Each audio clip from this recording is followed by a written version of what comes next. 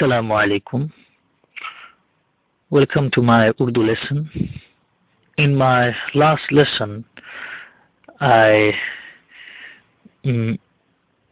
mentioned few rules how to identify masculine and feminine genders in Urdu, in nouns. Well, those nouns ending in R are normally masculine.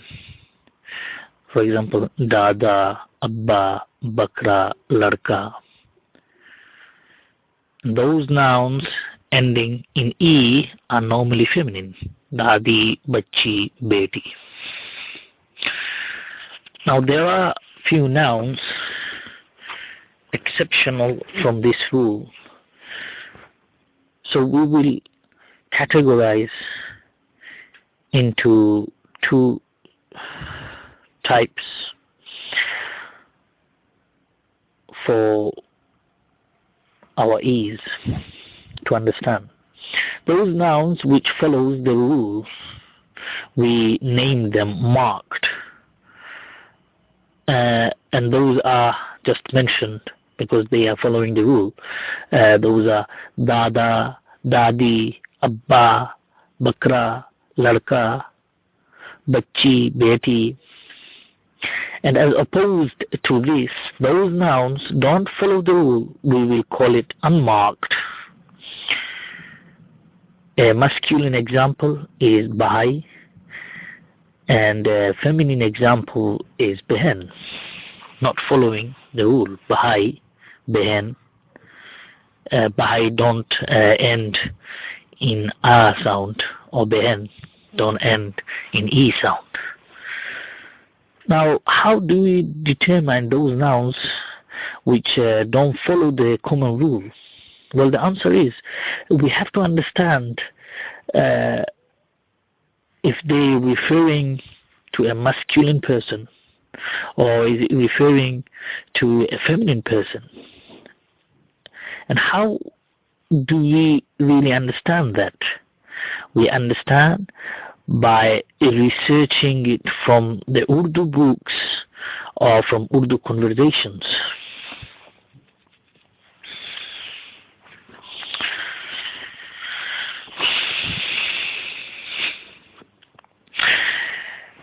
It is worth mentioning the two cases we will come across. These are nominative case and vocative case. Nominative case is generally the noun that is doing something. Well, vocative case is when you address, when you call the noun. And when the noun is doing something, that is nominative case. Let's look at the examples of it.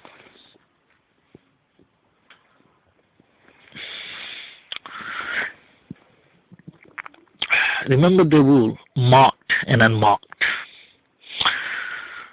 First we will go over the singular versions of those nouns.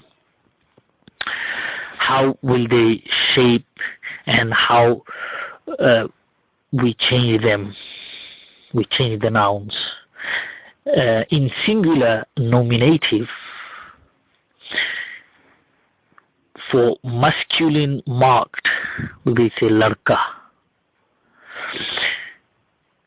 And for masculine unmarked, we will say Bhai, singular version. And for feminine marked, we will say Ladki. And for feminine unmarked, we will say Behen. All these are singular nominative, when they play the role of doing something in the sentence, these nouns. Then we structure the nouns in the noun structure in this form, this manner. And for vocative cases, for singular masculine marked, we will say Ladke. Remember, Ladke is used in plural in many other sentences in Urdu. Well, ladki over here is singular.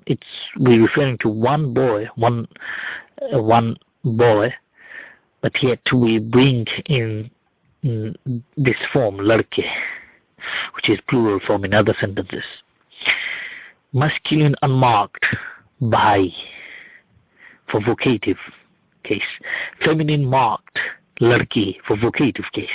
Feminine unmarked, behen, for vocative case. Now let's look up the examples for these. We will start with the nominative case singular sentences. That is, लड़का आया है, छोटा भाई आया है, लड़की आई है, छोटी बहन आई है. All these are nominative case because all the nouns in these four examples, they are the doer. They are doing something in the sentence. Now let's look up the vocative case in singular version. लड़के इधर आओ. Now over here we're referring to one boy, but we won't say लड़का इधर आ, we say लड़के इधर आओ. That's a vocative way of saying. बहन ये खाओ, भाई वहां जाओ.